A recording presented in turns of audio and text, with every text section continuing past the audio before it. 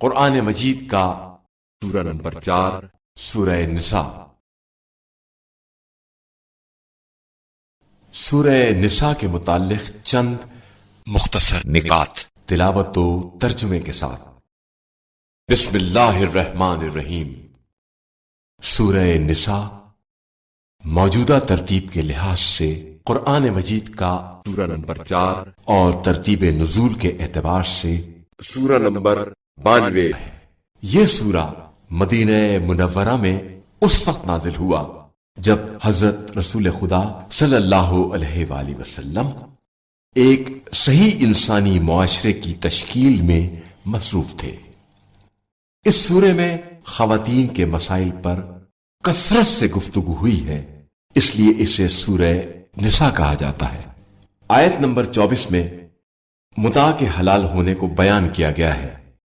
متاع وہ نکاح ہے جس میں معین مدت کے لیے نکاح پڑھا جاتا ہے۔ عہد رسالت اور عہد خلافت اول میں اس پر عمل ہوتا رہا، جبکہ عہد خلافت دوم میں اسے حرام قرار دے دیا گیا۔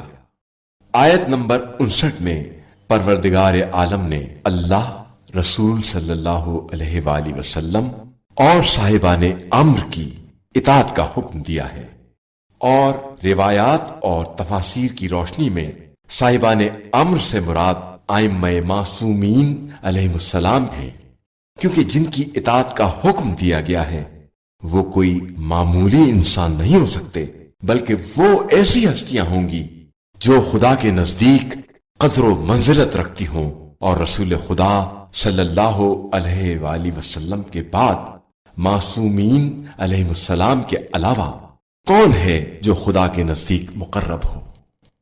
جو شخص سورہ نساء کی تلاوت کرے گا تو وہ عذاب قبر اور دنیاوی آفات سے محفوظ رہے گا، یہاں تک کہ وہ جنت میں داخل ہو جائے۔